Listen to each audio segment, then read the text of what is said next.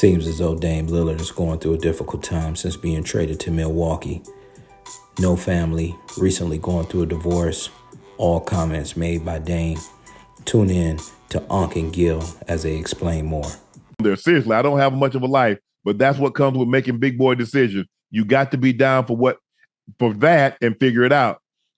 Dame also thoughts on the Bucks would be as dominant as the Celtics. I thought we'd be going along how Boston is right now, but I think we've learned is that some things take time, especially stuff that has reward in the end. You can't come in and think just going to all be peaches and cream. We've had our ups and downs. We've had coaching change. I haven't completely settled into finding who I am on this team, and I think it's kind of tough.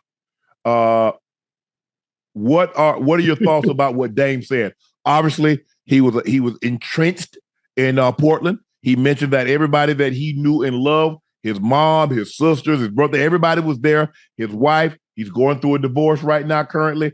His kids was there. And so I'm assuming that the kids are in Portland. They come, his mom, sister, family probably brings the kid ever so often, but it's a big change when you're used to seeing your kids every single day when you're in Portland, as opposed to like going stretches and days at a time and not being able to see them. But like he said, that comes along with the decisions that he made. I want to play for a championship, and we'll figure out all the other stuff at a later date and time. So basically, he's finding out how quiet the house is when nobody's in it. Right? Because I'm pretty sure whatever is going on in Milwaukee outside the game is the same shit that was going on in Portland. Nothing. There was no activities that was in Portland that they don't have in Milwaukee, which is nothing. So them video game sessions you do, you don't have the kids running around, playing, knocking over stuff. That extra noise, like some people don't, when you get used to certain things and they're taken away, you realize how important they are, right? Sleeping patterns, daddy, hey, how you dad? I'm going to sleep, daddy, good night, love you. Those are the little things, those little moments he's not getting. And those are the things that's making him sad. Like waking up, probably kissing your kids, in the morning, see you when you get home from school. Those little moments, it's not the whole day. It's probably an hour in his day that's really hurting him, right? Our good night babies, tuck them in the bed, the 5 minutes to 10 minutes, maybe reading to your kids before you go to the little dinner. If he can get eating the extra food that they don't want to eat, taking, washing them in. Those little moments is when it's time for it to happen and they're not there. That's what's probably hurting them inside. You get used. The kids are noisy, but you get accustomed to that. And then all of a sudden it's quiet. And you're like, well, damn.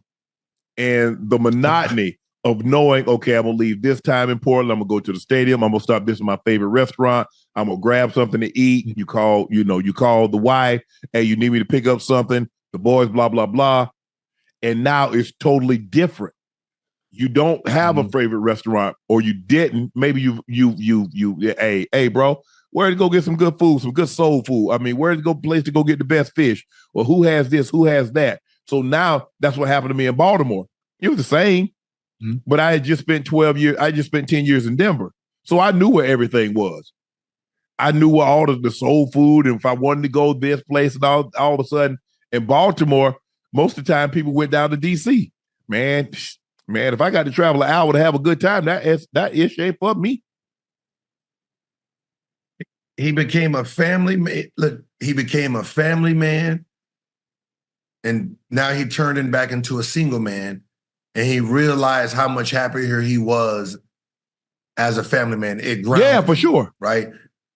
These rough days that he's having, someone was rubbing your head and rubbing your back and telling you that don't worry, you're going to get him to tomorrow, baby. You don't got that now. Right now, you're sitting there, dealing with your bad shooting by yourself. Right? So now you're with your thoughts, and you don't like your thoughts, because 30-13, y'all was on the right path, right? So when you say, I thought we'll be where Boston is, you was right. you just wasn't happy because inside you're not feeling whole. me. That's the feeling he's feeling now, just without his family, is exactly what retired players feel like when the game is gone. How easy is it for him? Because for the better part of a decade, he was the de facto man. And now it's really somebody else's team. Now, Giannis can say this is Dame team all he wants to, but he knows that that's not Dame's team. Dame knows that's not his team.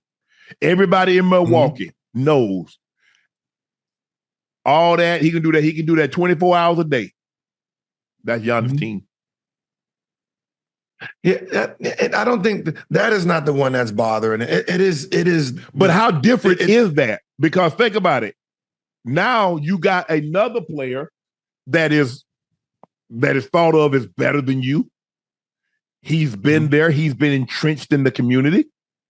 And now, are they happy to have Dame? They've never had. I mean, hell, you got to go back to Kareem to have a player of his caliber. They ain't been had a whole lot of players of Dame's caliber with his resume, other than Giannis and Kareem. I know Ray, but I think probably Dame. People would say Dame was a better player than Ray Allen. Now they did have Oscar Robertson, but Oscar was at the tail end of his career. They had Bobby Dandridge, who won a championship in Milwaukee, and he won one. Bobby Dandridge, Bobby D, Mr. Clutch, was before your time. He also won a championship with the Bullets with Elvin Hayes and Wes Unseld. But Dame is a phenomenal player, and to have it's just like anything. If you somewhere you take an animal out of its natural habitat where it's been for an extended period of time, it gonna be lonely. You're like, man, I used to be able to roam for miles and miles. Now I roam for like 500 feet and I hit a wall. Yeah, but you're taking that animal out without his family too, right? You go with the family also, it makes it easier because basketball is a basketball, but if you mentally can't be there, then physically you're not either, right? No matter how much training, how much shooting, you're going to have an up and down season until you find the foundation. Like I can guarantee you, if he starts rolling 8, 9, 10 games popping, I can guarantee you his kids are there. His kids are there for him to relax a little bit more. Hey. Right? For him. Right? It's one of the, take LeBron James right now and say, all right, you got to spend the next year here without your family. That ain't happening. Maverick, everybody got to stay there. No. The comfort zone. And I'm going there. I'm the second option. All of it. You know what I mean? It's different. It's different. Yeah, well, that's the thing. I mean, you got to have your support system. Like when I went to ESPN, I said, look, there's like, well, what do you need? I said, I need Ash. Well, we have a producer. I said, well, that ain't my producer. Yeah. Someone has your best interest. And I said, no, I need her. And when I come, she comes. My team, we go on the road. Jordan, Ash, one of them or both of them going to be there. Okay, what else? Shelly has to have access. She needs to be able to. So because Shelly, Gil, when I say Shelly handles everything, Shelly handles everything. Shelly has the best job of any assistant. I pay Shelly a 6-figure salary. I pay the taxes on that salary. I pay for her car. She pays no rent. Shelly pays for her the phone bill and food. She travels first class on me. Is she single? No, she ain't for you. Listen. She got she got income. She got 6-figure income, and you paid it. That's all cash.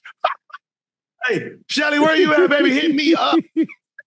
But like I said, but that's the thing. My team, I'm not being able to function.